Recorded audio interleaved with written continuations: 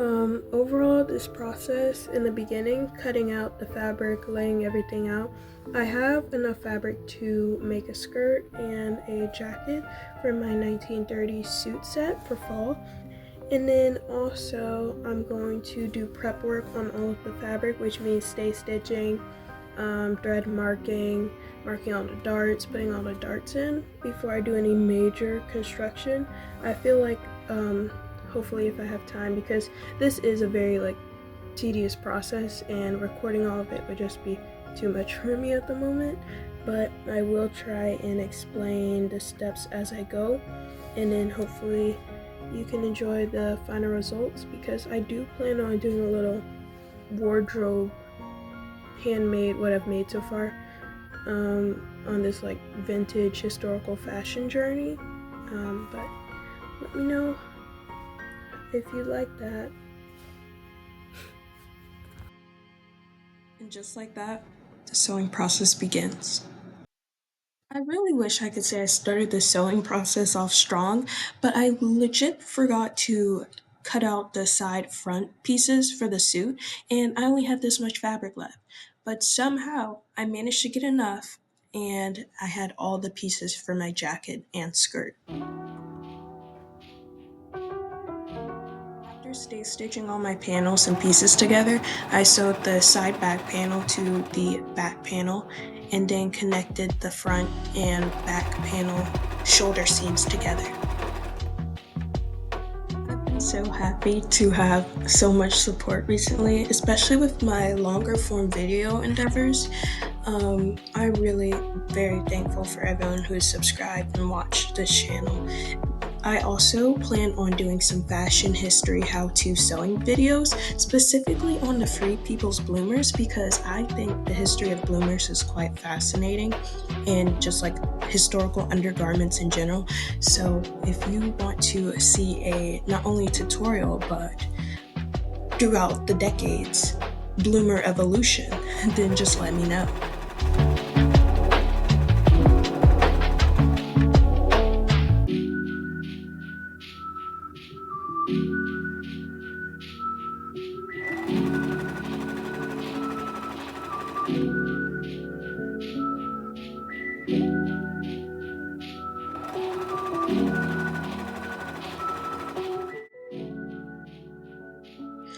Well, here's a quick look at the front of the suit before the shoulder and side seams are sewn on, and then here is a view of the back before I shortly go into vlog mode.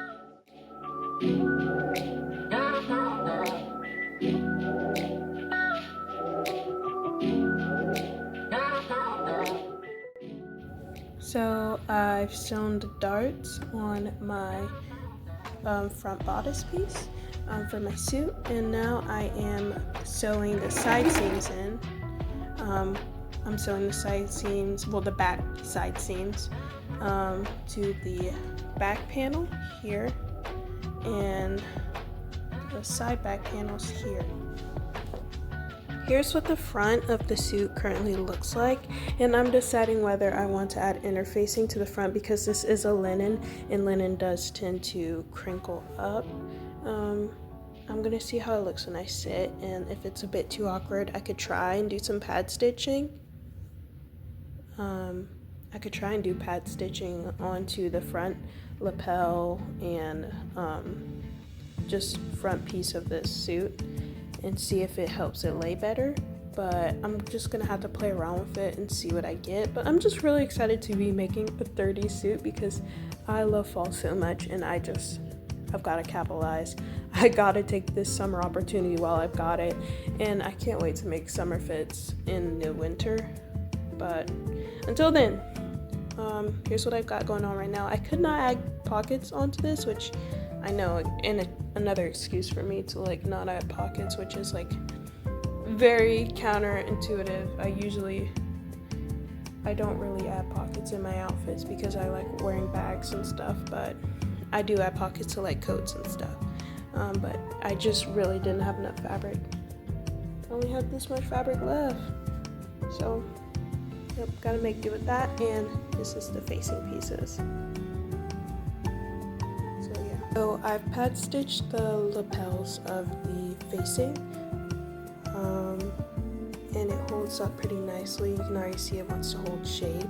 So I just need to press it in place and then sew this facing onto my suit. And then I think what I'm gonna do is start attaching the sleeves.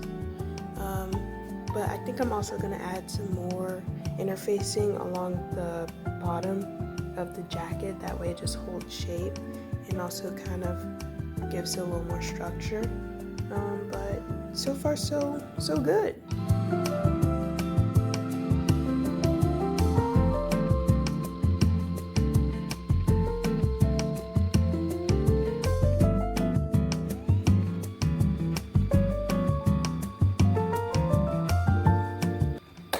Okay, so ignore the background noise. It's like 4th of July going on around here, but I have sewn the lining.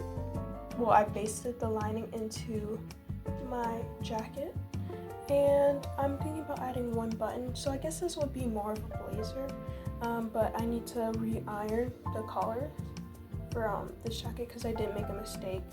I didn't interface this part right here because I only thought the collar was like this big when it's like this. Yeah, so I'm very satisfied with how this is overall turning out. I'm going to baste the lining in today, and I think I'm going to spend tomorrow finally sewing it in and also adding a button, and then this project will be done. So it's great.